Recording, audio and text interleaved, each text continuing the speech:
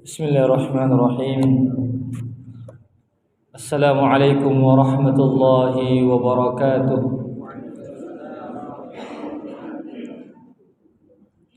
Innal hamdalillah nahmaduhu wa nasta'inuhu wa nastaghfiruh wa na'udzu billahi min shururi anfusina wa sayyiati a'malina. Man yahdihillahu fala mudilla lahu wa man yudlil fala hadiya lahu. Asyhadu an la ilaha illallah wahdahu la syarika lah wa asyhadu anna Muhammadan 'abduhu wa rasuluh. Allahumma shalli ala Muhammad wa ala alihi wa sahbihi wa man tabi'ahum bi ihsanin ila yaumiddin. Amma ba'd, kaum muslimin wal muslimat, hadirin wal hadirat, jamaah salat maghrib dan isya, semoga Allah subhanahu wa ta'ala senantiasa merahmati dan menjaga kita semua.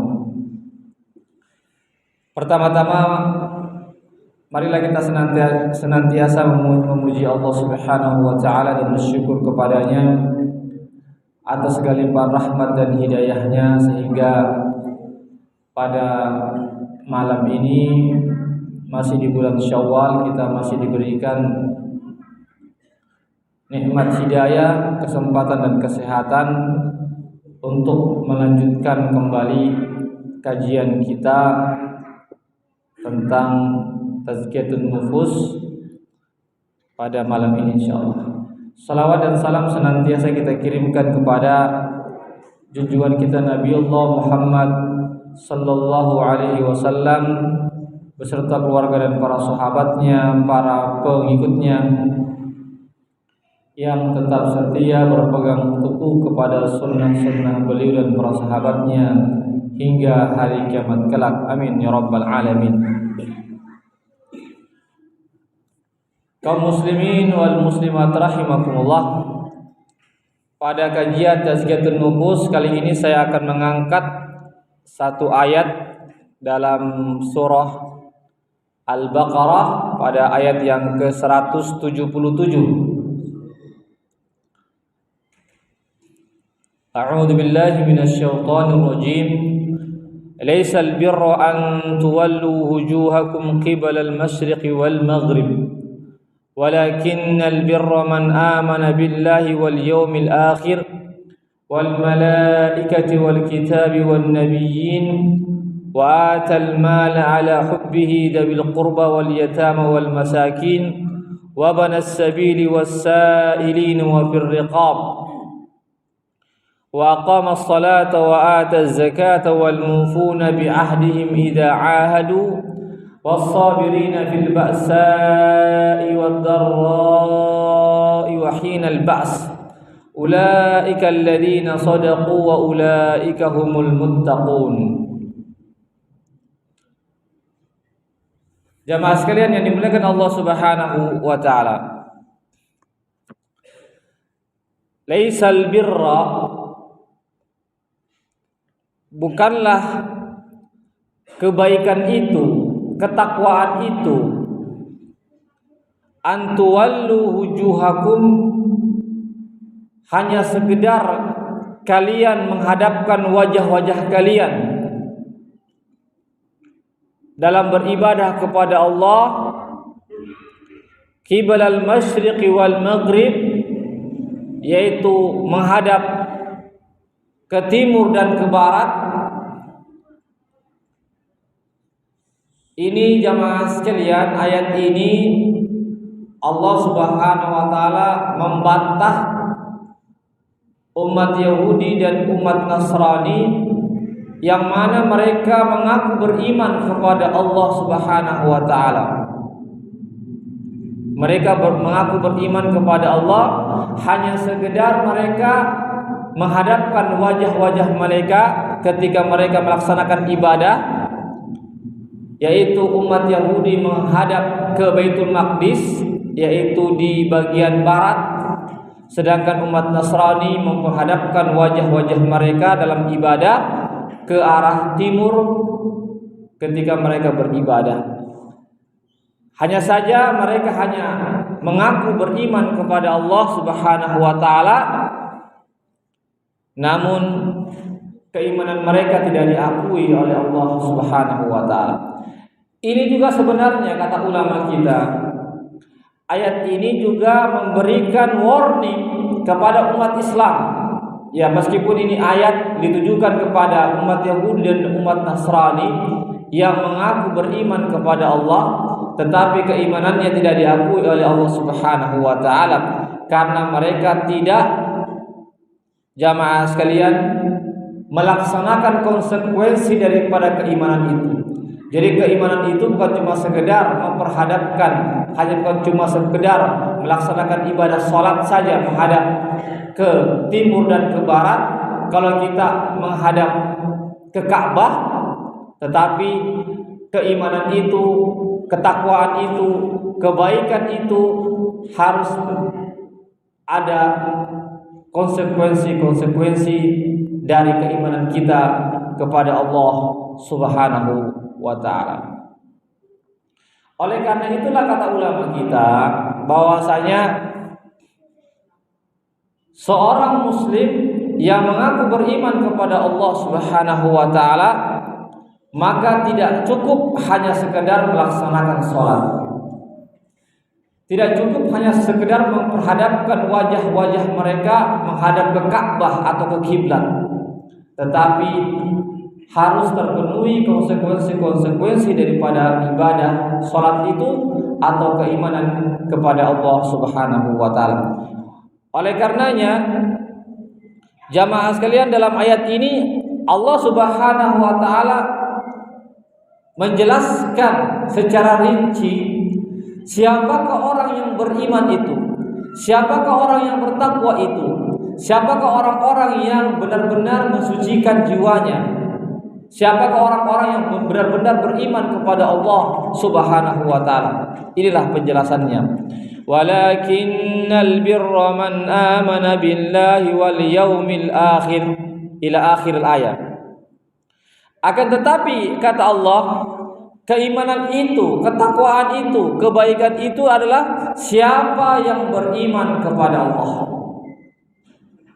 Jadi siapa yang beriman kepada Allah Subhanahu wa ta'ala, maka itu adalah salah satu indikasi atau ciri-ciri orang yang melakukan kebaikan atau orang-orang yang mengaku bertakwa kepada Allah Subhanahu wa ta'ala.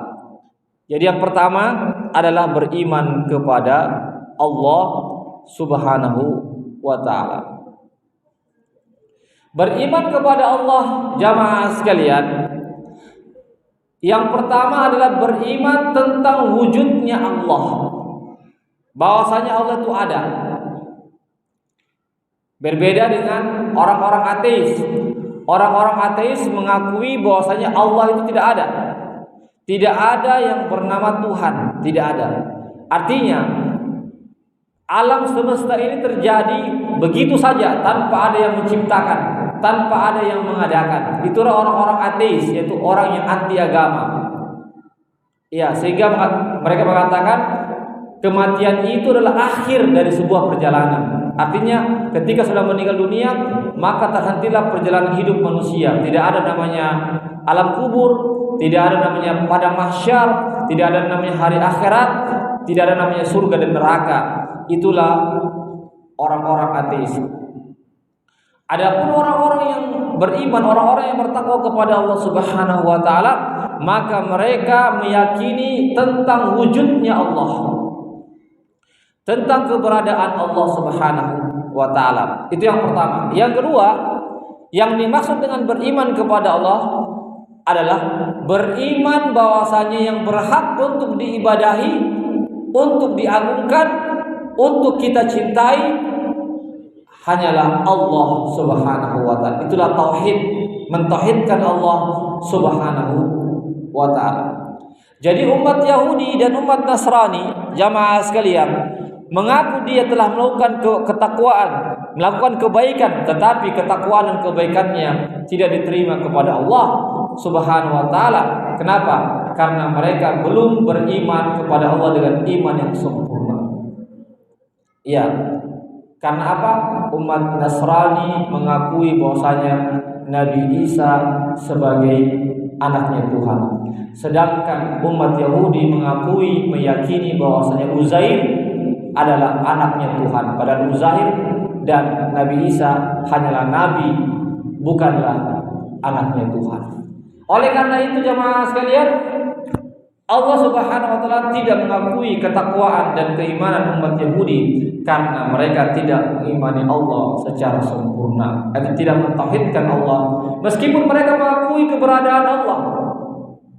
Umat Yahudi dan umat Nasrani mengakui adanya wujudnya Allah, keberadaan Allah, bahwasanya Allah yang menciptakan langit dan bumi dan seluruh isi alam semesta ini, tetapi mereka terjatuh di dalam mentauhidkan Allah, yaitu apa? Mereka tidak mentauhidkan Allah sebagai satu-satunya zat yang berhak untuk disembah. Yang kedua, jamaah sekalian,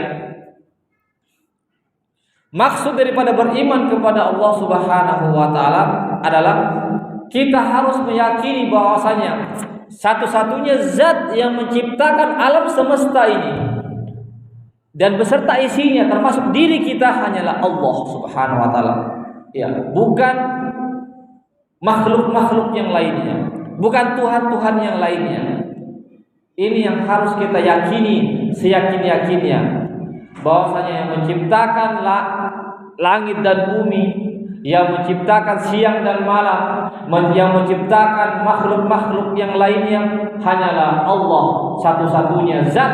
Tidak ada yang mencipta selain Allah Subhanahu wa taala. Itu makna daripada beriman kepada Allah. Yang berikutnya,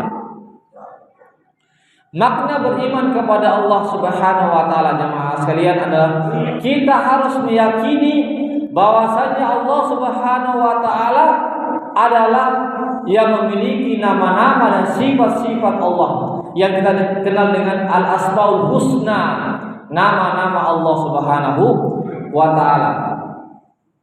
Artinya jamaah sekalian, Allah memiliki zat dan Allah memiliki nama-nama. Makanya yang kita kenal dengan 99 nama-nama Allah Subhanahu wa ta'ala. Sebenarnya nama-nama Allah itu bukan 99 saja, lebih daripada itu. Hanya saja Allah hanya terangkan, jelaskan, sebutkan hanya 99.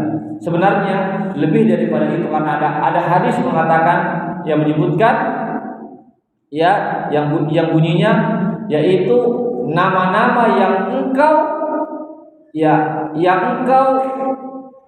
tidak sampaikan kepada makhluk, yang engkau tidak beritahukan kepada hamba-hambamu, yang hanya engkau khususkan bagi dirimu saja, yang tidak engkau sampaikan kepada hamba-hambamu. Oleh karena itulah kita harus meyakini bahwasanya nama-nama Allah itu bukan hanya terbatas kepada 99 nama-nama Allah. Yang kita ketahui hanya 99 sebagaimana yang terangkan dalam Al-Qur'an dan sunnah Rasulullah sallallahu alaihi wasallam. Kemudian jemaah sekalian, setiap nama itu pasti memiliki sifat.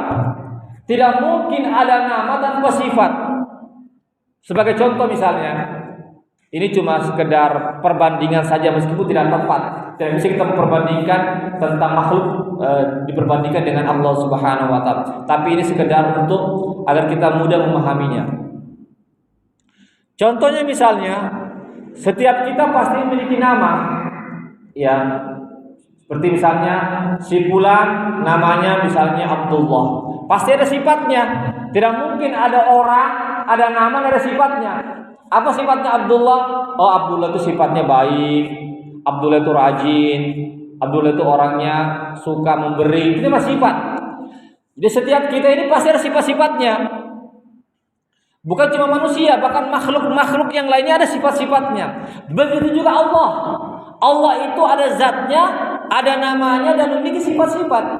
Ya, contoh misalnya di antara nama Allah misalnya Ar-Rahman, Ar-Rahim, ya. Bismillahirrahmanirrahim. Ya. Jadi Allah itu memiliki nama namanya Ar-Rahman, Ar-Rahim. Itu nama Allah.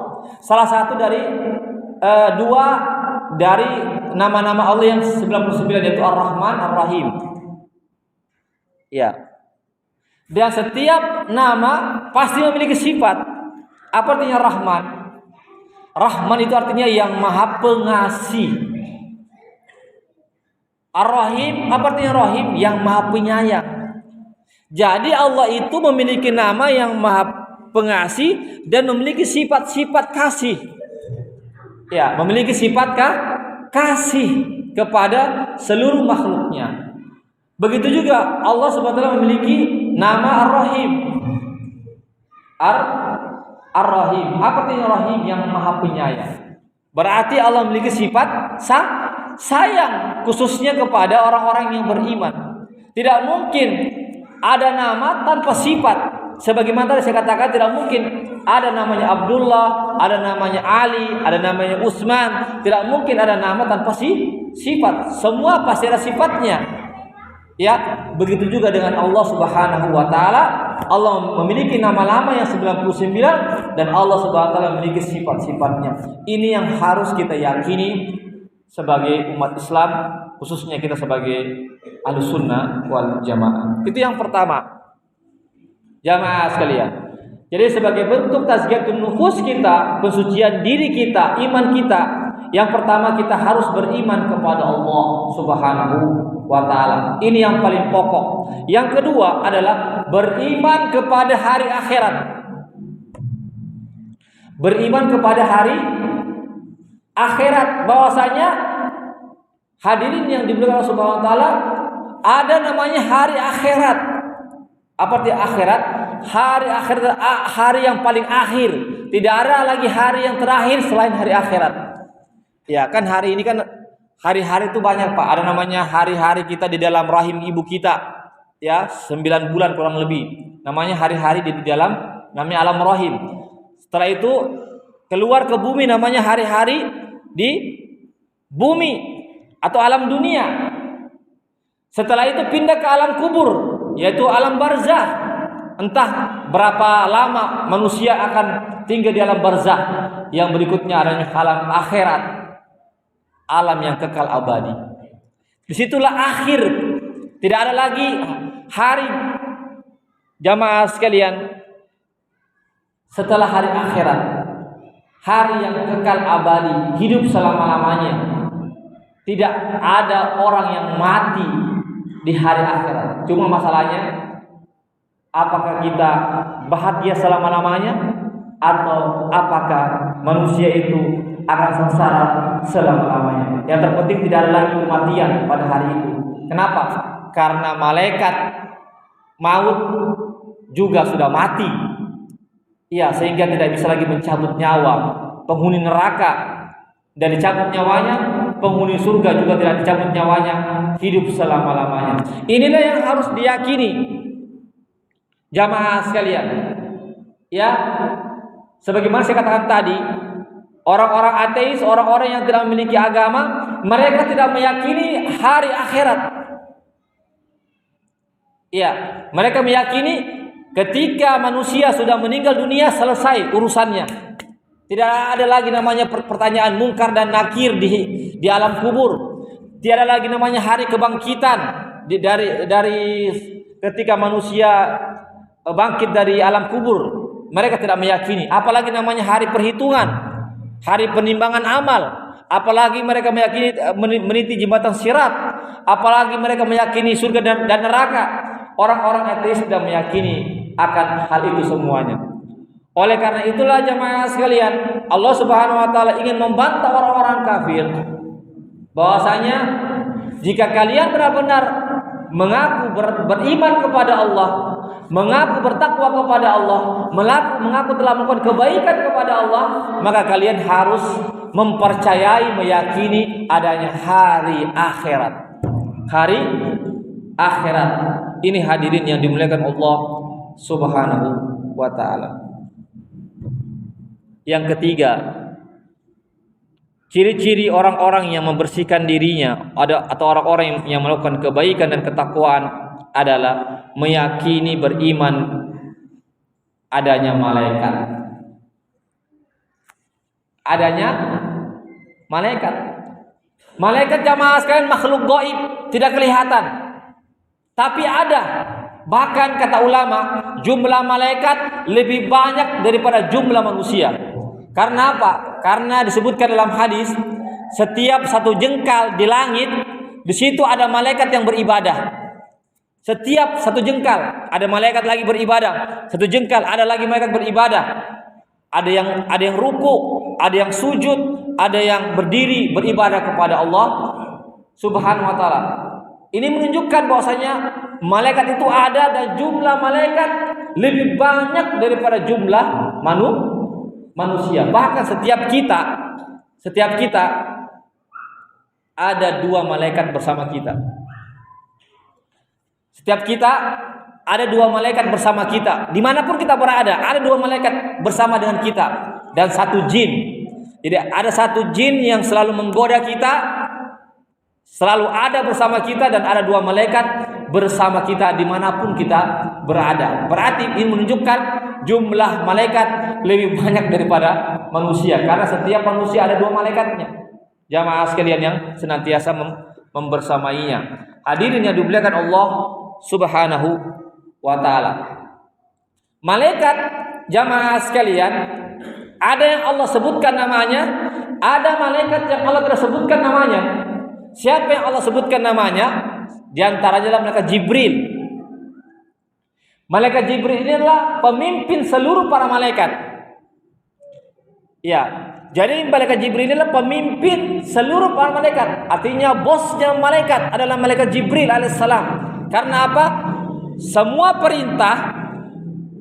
perintah itu asalnya dari Allah, kemudian diberikan kepada Jibril, lalu Jibril mendisposisikan perintah-perintah kepada malaikat-malaikatnya. Ya, dikasih kepada malaikat ini tugasnya, ini. Jadi tugasnya malaikat Jibril itu membagi-bagikan tugas-tugas, perintah-perintah kepada malaikat-malaikat yang lainnya, kepada malaikat Mikail, pada malaikat maut, malaikat-malaikat yang lainnya. Jamaah sekalian yang dimuliakan Allah Subhanahu wa taala. Yang berikutnya ada yang disebut dengan malaikat pencabut nyawa. Ya, ada malaikat pencabut nyawa. Ya, jadi malaikat pencabut nyawa yang disebut dengan malaikat maut itu cuma 1 saja. Cuma 1. Timbul pertanyaan, Ustaz, padahal kan manusia ini banyak yang mati bersamaan. Bagaimana caranya? Malaikat maut mencabut, padahal dia cuma sendirian. Bapak Ibu, jangan kita kiaskan, samakan kekuatan kita dengan malaikat. Malaikat jamaah sekalian, kekuatannya tidak bisa ditandingkan dengan kekuatan manusia. Jibril saja punya 600 sayap. Jika sayapnya dibentangkan, maka tertutuplah dunia ini. Timur dan barat tertutup dengan sayapnya malaikat Jibril. Malaikat Jibril jamaah sekalian pernah mengangkat kota Irak, Sodom ya, yang ada di Irak itu. Dengan 1 sayapnya, dikepakkan sayapnya, terangkat semua kota Sodom yang ada di Irak, terangkat semua jamaah sekalian sampai ke langit yang paling terendah. Yang tanda pertama, kemudian dihempaskan itu dengan 1 sayap malaikat Jibril. Oleh karena itu jangan kita, masa malaikat maut cuma 1 sedangkan orang mati di mana-mana. Tidak ada yang mustahil bagi Allah. Bisa saja malaikat dengan secepat kilat mencabut semua nyawa-nyawa orang yang ada di sini, meskipun dalam waktu yang bersamaan. Iya, ada yang meninggal di sini, ada yang meninggal di sana. Itu cuma 1 saja, yaitu malaikat maut sendirian yang mencabutnya nyawa. Ini yang harus kita yakini jamaah sekalian yang dimuliakan Allah Subhanahu wa taala. Masih banyak lagi malaikat-malaikat. Ada malaikat yang tugasnya menurunkan hujan. Iya, namanya malaikat Mikail. Ya, jadi malaikat Mikail itu menurunkan hujan. Jadi hujan itu ada yang turunkan. Ya, yaitu malaikat. Tentu dengan izin Allah. Sekali lagi, malaikat tidak bisa berbuat apa-apa tanpa izin Allah Subhanahu wa taala. Ya, ada juga termasuk juga malaikat Mikail yang menumbuhkan tumbuh-tumbuhan. Tanam-tanaman itu malaikat Mikail dia punya tugas. Ada malaikat tugasnya penjaga gunung. Iya, dia yang menjaga gunung. Bukan jin ya, tapi ini malaikat.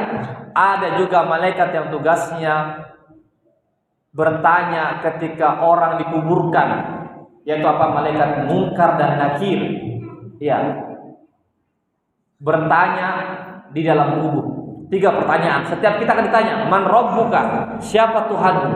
Wa man nabiyuka? Siapa nabimu? Wa ma dinuka? Apa agamamu? Itulah tugasnya malaikat, namanya malaikat yang akan menanyai setiap manusia ketika dikuburkan. 3 pertanyaan. Ini jamaah sekalian yang dimuliakan Allah Subhanahu wa taala, yang harus kita yakini ada namanya makhluk yang bernama malaikat. Ya, cuma tidak kelihatan. Ya, malaikat sekarang ini ada. Malaikat ini ada jamaah sekalian, cuma tidak kelihatan. Ya, tidak kelihatan. Karena apa? Setiap ada majelis taklim, di situ dikaji ayat-ayat Allah dan Rasulnya, malaikat hadir. Seandainya Allah singkap ini Pak, kelihatan ini malaikat Pak, ini malaikat sampai ke langit Pak. Iya, karena begitu disebutkan. Ya, jamaah sekalian, malaikat hadir bersama kita, cuma tidak kelihatan Pak. Karena malaikat itu gaib, tidak bisa dilihat dengan mata kita. Yang berikutnya hadirin, di antara bentuk tazkiyatun nufus kita adalah kita beriman kepada kitab-kitab Allah. Ada namanya kitab Taurat yang diturunkan yang diberikan kepada Nabi Musa alaihissalam. Ada kitab Injil, kitab Zabur yang diberikan kepada Nabi Daud alaihissalam. Ada kitab Injil yang diberikan kepada Nabi Isa alaihissalam. Dan yang terakhir adalah kitab Al-Quran yang diberikan atau yang diwahyukan kepada Rasulullah Sallallahu Alaihi Wasallam. Kita harus yakini keempat kitab ini, Taurat, Zabur, Injil dan Al-Quran, semuanya berasal dari Allah Subhanahu wa taala. Hanya saja yang menjadi pertanyaan, kitab Taurat sekarang susah dipastikan keotentikannya, keasliannya. Jadi kitab Taurat yang sekarang ada di tangannya umat Yahudi, orang-orang Israel sekarang itu sangat sulit dipastikan tentang kebenarannya. Karena apa? Karena sudah diubah-ubah oleh tangan-tangan manusia. Begitu juga tentang keotentikan, keaslian kitab Injil juga begitu, yang ada di pada umat-umat Nasrani juga sulit untuk dipastikan kebenarannya. Tetapi Al-Quran harus kita yakini seyakin-yakinnya.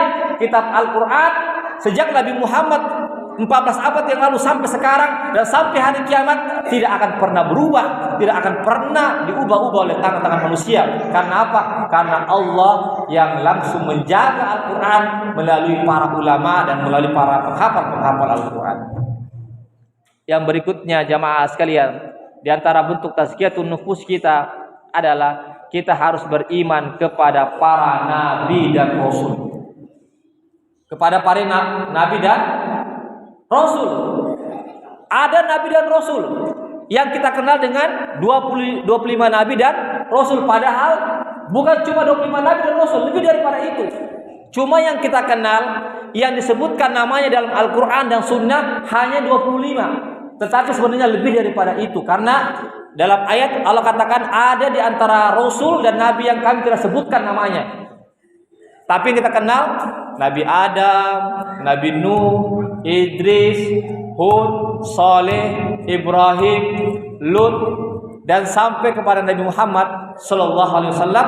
Ini harus kita imani, jangan kita beda-bedakan, karena semua nabi ini sejak Nabi Adam sampai Nabi Muhammad adalah utusan Allah Subhanahu wa taala. Hanya saja syariatnya berbeda, tetapi akidahnya satu, yaitu mentauhidkan Allah Subhanahu wa taala. Tapi syariatnya berbeda-beda. Jamaah sekalian. Ya, inilah yang dikenal dengan rukun iman yang 6. Beriman kepada Allah, beriman kepada hari akhirat, beriman kepada malaikatnya, beriman kepada kitab-kitabnya, beriman kepada para nabi. Sisa satu yang belum disebutkan, yaitu beriman kepada takdir. Dalam ayat ini tidak disebutkan, tetapi disebutkan dalam ayat yang lainnya. Bahwasanya rukun iman ada 6. Yang keenam adalah beriman kepada takdir baik ataupun takdir buruk. Hadirin, jadi ini ayat belum selesai. Ya, Jadi siapa yang mengaku beriman kepada Allah, bertakwa kepada Allah, tidak selesai sampai di sini, masih ada sambungannya. Itu apa? Wa atal mala ala hubbihi dawil qurba wal yatama wal masakin wa banas sabil wasailina wa fir riqab. Ini jamaah sekalian, artinya keimanan itu tidak cukup hanya keimanan di hati kita, tetapi harus kita juga memiliki hubungan baik kepada umat manusia, khususnya kepada umat muslim. Yaitu apa? Dengan cara kita bersedekah, kita berinfak. Yaitu apa? Kita membantu orang dengan harta kita, meskipun kita sebenarnya sangat cinta kepada harta kita, tetapi sebagai bentuk hablum minan nas, hubungan kita dengan manusia, maka kita memberikan harta kita, sebagian harta kita kepada kerabat-kerabat kita, kepada anak-anak yatim, kepada orang-orang miskin, kepada para musafir yang kehabisan bekal, kepada orang yang meminta-minta, dan kepada orang-orang yang ingin memerdekakan dirinya daripada perbudakan. Artinya apa? Jamaah sekalian, tidak sempurna iman kita yang 6 tadi. Ya, seolah-olah Allah SWT ingin menyampaikan kepada kita tidak sempurna iman kita kepada Allah, kepada malaikatnya, kepada kitab-kitabnya, kepada hari akhiratnya, kepada nabi-nabinya, melainkan kita harus menginfakkan harta kita di jalan Allah Subhanahu wa taala. Karena apa? Karena ibadah itu ada juga namanya ibadah harta. Jadi bukan cuma ibadah hati saja, keimanan, ada ibadah badan, itu sholat, puasa, ada yang disebut dengan ibadah harta. Itu apa? Kita mesti menginfakkan sebagian harta kita kepada siapa? Yang pertama, yang lebih dahulu adalah kepada kerabat-kerabat kita. Oleh karena itu kita harus cari siapa di antara kerabat-kerabat kita yang membutuhkannya. Ya, itu yang lebih kita dahulukan. Keluarga kita yang lebih dahulu kita dahulukan. Apakah nenek kita, tante kita, keponakan kita, sepupu sekali kita, itu yang kita dahulukan dulu. Jangan sampai ada kita punya keluarga, kita asik makan-makan yang enak-enak. Ada kita punya keluarga, sepupu atau tante atau keponakan atau om, ya, yang mereka susah makan, ekonominya sangat memprihatinkan. Harus kita cari kita punya keluarga, kerabat kita. Itu yang pertama. Yang kedua, kita harus mencari anak-anak yatim. Anak-anak yatim, tentu anak yatim yang miskin, karena ada juga anak yatim yang kaya. Ya, anak yatim terbagi dua. Ada anak yatim yang miskin, itu yang kita harus kasihkan harta kepada mereka. Tapi kalau anak yatim yang kaya, tidak dikasih harta, hanya diberikan pendidikan saja. Yang ketiga adalah orang-orang miskin. Kita harus mencari siapa orang-orang miskin yang butuh bantuan. Kita harus bantu mereka, karena ada hak-hak mereka dari harta kita. Yang berikutnya adalah Ibnu Sabil. Ibnu Sabil ini adalah musafir yang kehabisan bekal, tidak bisa kembali ke rumahnya, ke kampungnya, harus kita bantu dia. Yang berikutnya as-sailin, orang-orang yang minta kita harus beri. Selama kita tahu dia orang miskin, kita kasih dia, kecuali kalau dia pura-pura miskin, pada dia orang kaya, ini tidak boleh. Tetapi selama kita tahu dia orang miskin, kita bantu dia, karena ada hak-hak mereka dari harta-harta kita. Wa fil riqab, perbudakan. Meskipun sekarang perbudakan tidak ada, tapi seandainya ada perbudakan, maka kita harus memerdekakan artinya kita membantu orang yang ingin memerdekakan dirinya dari perbudakan. Jamaah sekalian, sedikit lagi, belum selesai. Tidak cukup sampai di sini saja.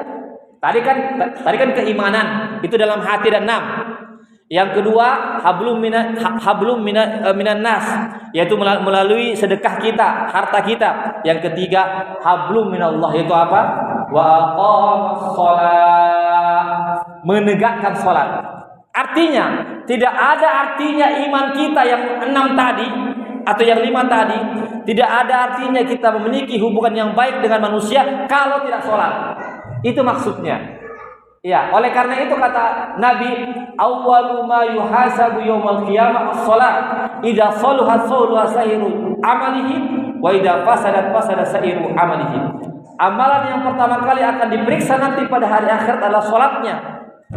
Salatnya manusia, salatnya orang-orang.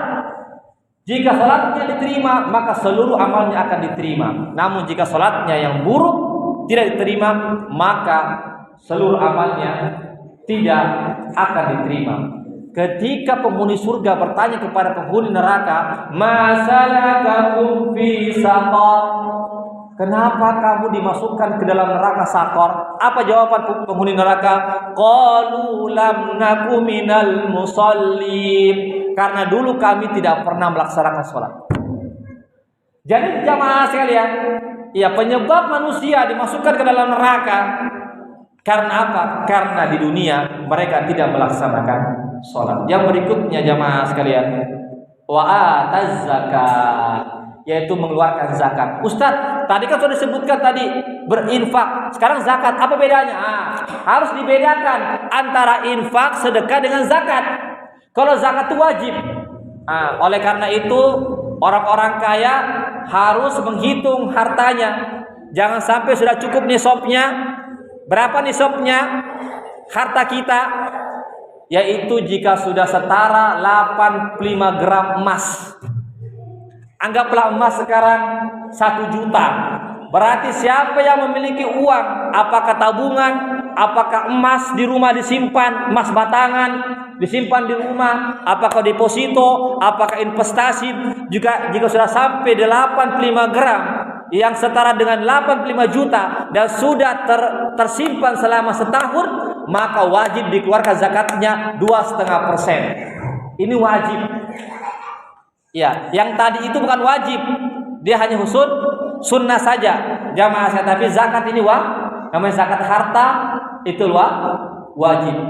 Ada juga dia sebut dengan zakat fitrah. Zakat fitrah ini hanya berkaitan dengan bulan suci Ramadan. Yang berikutnya jamaah sekalian sedikit lagi adalah orang yang menepati janjinya. Ketika dia berjanji dalam dalam perdagangan, dalam transaksi, dalam bermuamalah, maka dia menepati janjinya, tidak menyelisihi janjinya. Yang terakhir adalah orang yang sabar. Jadi semua itu jamaah sekalian, beriman kepada Allah itu harus membutuhkan kesabaran. Bersedekah, infak itu juga harus membutuhkan kesabaran. Salat juga harus membutuhkan kesabaran. Berzakat juga harus sabar. Begitu juga tatkala kita berinteraksi dengan orang, kita memberikan janji-janji, kita harus dengan kesabaran. Maka kata Allah, ulaikal ladzina shadaqu, mereka adalah orang-orang yang jujur, orang-orang yang benar-benar mengaku beriman kepada Allah, mengaku bertakwa kepada Allah. Wa ulaika humul muttaqun, dan sesungguhnya mereka adalah orang-orang yang bertakwa. Jadi ini jamaah sekalian, sebagai tazkiyatun nufus kita, pesucian jiwa kita, pesucian iman dan hati kita, tatkala kita mengaku beriman kepada Allah, mengaku kita bertakwa kepada Allah, mengaku kita telah berbuat berbakti kepada Allah, maka harus terpenuhi kriteria-kriteria, sifat-sifat yang Allah sebutkan dalam surah Al-Baqarah ayat 177. Silakan Bapak Ibu buka kembali terjemahannya atau tafsirannya, surah Al-Baqarah ayat 177. Ini merupakan indikator orang-orang yang membersihkan jiwanya, atau orang-orang yang benar-benar diakui keimanannya, ketakwaannya kepada Allah Subhanahu wa taala. Demikianlah dari saya, ada sekitar 5-10 menit ke depan kita buka sesi tanya jawab. Silakan Bapak Ibu yang mau bertanya, silakan. Yang belum jelas, kalau ada yang mau meluruskan yang saya salah, boleh diluruskan. Jika ada yang mau menambahkan yang belum saya sampaikan, bisa ditambahkan. Ya, silakan Pak.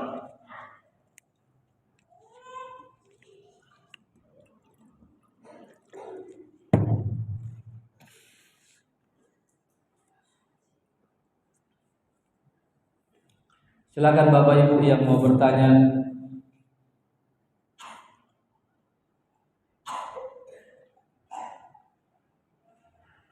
Kalau tidak ada pertanyaan saya bertanya. Kalau tidak ada pertanyaan saya yang bertanya.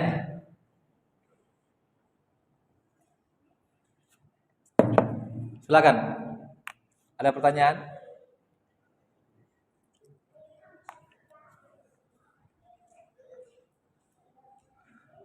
Jamaah sekalian, ya. Jadi umat Yahudi jamaah sekalian dan umat Nasrani terbantahkan dia. Ya, dia hanya fokus kepada ibadah sholat saja. Tetapi ya beriman kepada Allah, beriman kepada malaikatnya, hari akhiratnya, kitab-kitabnya. Di antaranya adalah umat Yahudi tidak mempercayai kitab Injil. Ya, umat Yahudi tidak mempercayai kitab Al-Quran. Umat Nasrani jamaah sekalian mempercayai kitab Taurat, tetapi tidak mempercayai kitab Al-Quran. Oleh karena itulah Allah membantah dia. Jika kalian benar-benar mengaku telah berbakti kepada aku, kata Allah, maka kalian harus beriman kepada kitab Taurat. Wahai Yahudi, maka hendaklah kalian beriman kepada kitab Injil dan kitab Al-Quran. Wahai umat Nasrani, jika kalian benar-benar berbakti kepada aku, maka hendaklah kalian beriman kepada kitab Al-Quran. Beda kita, umat Muslim, umat Nabi Muhammad SAW, kita beriman kepada kitab Taurat, kita beriman juga kepada kitab Injil, dan kita juga beriman kepada Al-Quran. Hadirin, umat Yahudi juga jamaah sekalian juga tidak suka kepada malaikat Jibril. Iya, umat Yahudi tidak suka kepada malaikat Jibril. Kenapa jamaah sekalian? Karena malaikat Jibril yang menurunkan wahyu. Wahyu terakhir diberikan kepada Nabi Muhammad. Nabi Muhammad orang Arab, bukan keturunan Bani Israel. Makanya umat Yahudi cemburu kenapa Nabi terakhir itu bukan dari bangsa mereka, bukan dari bangsa Bani Israel, justru dari bangsa Bani Ismail, orang Arab. Makanya mereka benci sekali kepada malaikat Jibril. Jadi itu umat Yahudi Pak benci kepada malaikat Jibril. Oleh karena itu Allah katakan, siapa yang mengaku beriman kepada Allah, siapa yang mengaku bertakwa kepada Allah, harus beriman kepada malaikat Jibril. Ya, harus beriman kepada malaikat Jibril. Jamaah sekalian yang dimuliakan Allah Subhanahu wa taala. Ya, jadi sekali lagi hadirin, ya, kalau kita merenungi ini ayat, sebenarnya cukup bagi kita untuk kita amalkan dalam kehidupan sehari-hari agar kita menjadi orang-orang yang diakui keimanan kita kepada Allah. Ini Allah mengatakan, ulaikal ladzina shadaqu. Mereka inilah, ciri-ciri inilah orang-orang yang jujur keimanannya, orang-orang yang pantas dikatakan orang-orang yang beriman, orang-orang yang bertakwa, orang-orang yang berbakti kepada Allah Subhanahu wa taala. Ini jamaah sekalian. Silakan kita buka lagi ayat ini, Al-Baqarah ayat 177 jamaah. Coba kita di sini secara global Allah sudah mengumpulkan semua tentang arkanul iman, tentang arkanul Islam, tentang al-ihsan, 3. Ya, kan disebutkan dalam hadis Jibril itu tingkatan agama ada 3. Ya, Islam dulu, kemudian di atasnya adalah iman, kemudian di atasnya adalah ihsan. Sebenarnya dalam ayat ini jamaah sekalian sudah terkumpul 3 itu. Iya, terkumpul 3 ini. Yaitu ada iman, arkanul iman kecuali 1 ya disebutkan, yaitu tentang takdir. Arkanul Islam salat, di sini disebutkan salat, zakat. Jamaah sekalian, meskipun haji dan puasa tidak disebutkan, tapi itu sudah mewakili. Yang ketiga adalah ihsan. Apa itu ihsan? Hadirin, wal mufuna bi ahdihim idza ahadu, yaitu orang-orang yang jamaah sekalian menunaikan janjinya tatkala dia berjanji. Itu menunjukkan bahwasanya orang itu telah berbuat ihsan. Apa itu ihsan? Ihsan jamaah sekalian adalah orang yang merasa diawasi oleh Allah Subhanahu wa taala. Oleh karena itu dia pun menepati janjinya, mereka tidak mengingkar janji, berarti orang tersebut adalah orang yang merasa diawas-awasi oleh Allah Subhanahu wa taala. Bahkan ditutup lagi dengan sabar. Jamaah sekalian, artinya iman harus dengan sabar, dilandasi dengan kesabaran. Berislam harus dilandasi dengan kesabaran. Ihsan juga harus dilandasi dengan kesabaran. Tanpa kesabaran tidak ada artinya iman. Tanpa kesabaran tidak ada artinya Islam. Tanpa kesabaran tidak ada artinya ihsan. Sebagaimana disebutkan dalam surah Al-Asr, wal 'ashr innal insana lafi khusr illa alladziina aamanu wa 'amilus shalihat wa tawashaw bil haqqi wa tawashaw bis sabr. Ditutup dengan kesabaran. Artinya apa? Iman kepada Allah harus dengan sabar. Beramal soleh harus dengan sabar. Berdakwah, mengajak manusia kepada kebaikan di jalan Allah harus dengan kesabaran. Artinya tidak sempurna tiga ini tanpa kesabaran. Oleh karena itu dalam ayat ini juga Al-Baqarah 177, tidak sempurna tiga tadi itu tanpa ditutup dengan kesabaran. Ini jamaah sekalian, pembahasan kita tentang tazkiyatun nufus, pensucian jiwa kita. Oleh karenanya marilah kita merenungi ayat ini, ya, kita menghayatinya dan kita mengamalkan dalam kehidupan sehari-hari agar kita benar-benar diakui keimanan kita, kejujuran kita, ketaatan kita, ketakwaan kita kepada Allah Subhanahu wa taala. Gimana Ji kalau tidak ada? Baik, Bapak Ibu, kalau tidak ada yang bertanya, maka kami anggap insyaallah sudah paham semua. Insyaallah tinggal diamalkan saja dalam kehidupan kita sehari-hari. Saya mengatakan yang benar datangnya dari Allah saja, yang salah, yang khilaf, yang kurang dari saya dan dari hawa nafsu saya dan kekurangan ilmu saya, kebodohan saya, kemudian syaitan yang terkutuk dan hawa nafsu saya. Saya mohon ampun kepada Allah dan saya mohon maaf kepada kita semua. Saya tutup dengan membaca doa penutup majelis. Subhanakallahumma wa bihamdik asyhadu an la ilaha illa anta astaghfiruka wa atubu ilaik. Assalamualaikum warahmatullahi wabarakatuh.